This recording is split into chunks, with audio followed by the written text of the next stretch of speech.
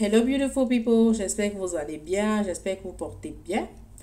Mon nom c'est Arlette, tu peux m'appeler Arlette si tu veux. Si c'est ta première fois ici, eh bien n'oublie surtout pas de t'abonner et active-moi cette cloche de notification pour ne manquer aucune de mes vidéos. Donc aujourd'hui, on va parler de comment faire pour obtenir la bourse CSI. Vous l'avez sans doute remarqué avec le titre.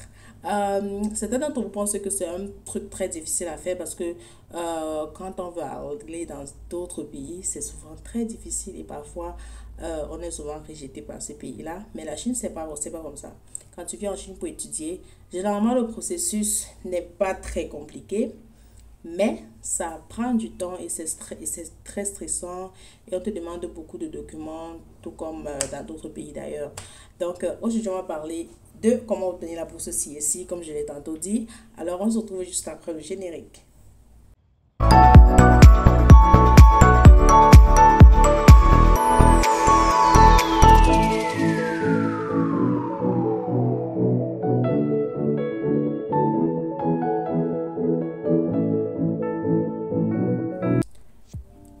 En lien de description, j'ai laissé un lien. Ce lien-là va vous amener vers un site et dans ce site-là, vous allez pouvoir avoir accès à toutes les différentes écoles qui offrent des bourses en Chine.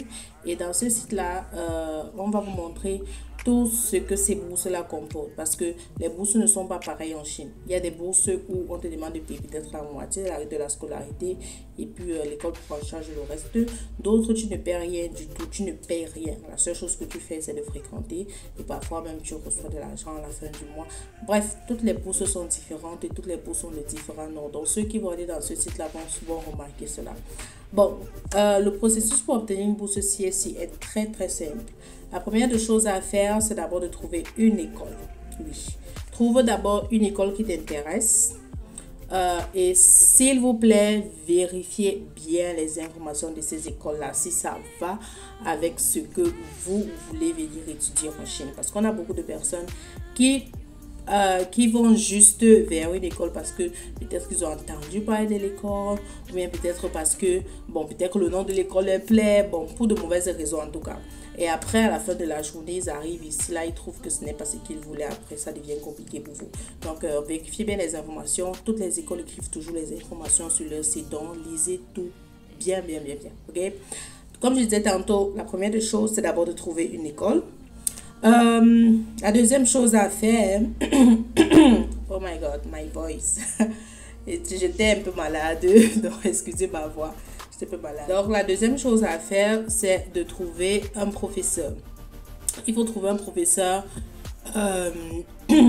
avec qui vous allez communiquer. Par exemple, le professeur qui vous aide avec les documents, c'est lui qui vous aide avec votre lettre d'admission. Après avoir trouvé votre professeur, vous allez sur le site de l'école, télécharger le formulaire d'inscription. Oui, vous remplissez le formulaire d'inscription.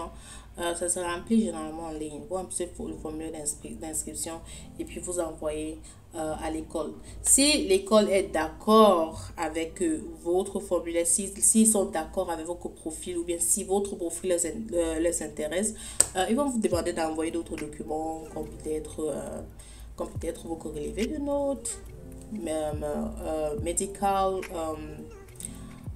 certificate, un truc qu'on fait à l'hôpital là. On vous demande d'envoyer beaucoup de documents. Vous les envoyez ces documents-là. Et puis, si tout est OK, ils vont vous envoyer la lettre d'admission. Et puis, vous allez à l'ambassade chercher votre visa. Oui, pour l'ambassade, c'est encore un autre processus. Si vous voulez que je vous parle du processus de l'ambassade, laissez-moi ça en commentaire. Dites-moi ça en commentaire. Et puis, je vais vous parler du processus de l'ambassade pour le Cameroun, bien sûr, parce que je suis passée par là. Croyez-moi, c'est pas du tout facile. En fait, obtenir le visa, aller à l'ambassade, prendre le visa est plus difficile que avoir l'admission. Je m'adresse surtout pour les Camerounais. Je sais pas comment c'est, je sais pas si c'est pareil dans les autres pays, mais je parle du Cameroun parce que je suis passée par là. Avoir le visa à l'ambassade est plus difficile qu'avoir l'admission. Donc, vous voyez avec moi que ceci, ce n'est pas un processus difficile. Donc, je vais laisser le lien là. Vous allez sur le lien, regardez les informations. Si vous avez d'autres questions, vous pouvez me les poser en commentaire. Je vais faire l'effort de vous répondre parce qu'il y a certaines questions que je ne réponds jamais. Je réponds. Regardez mes autres vidéos, je réponds. Mais c'est moi que je ne réponds pas à temps. Je vais essayer de faire l'effort de répondre à temps dorénavant. Donc, on se dit à la prochaine. Thank you for listening. Take good care of yourself. Et surtout, n'oublie pas de t'abonner, activer la cloche de notification et laisse-moi ton avis en commentaire. Bye bye!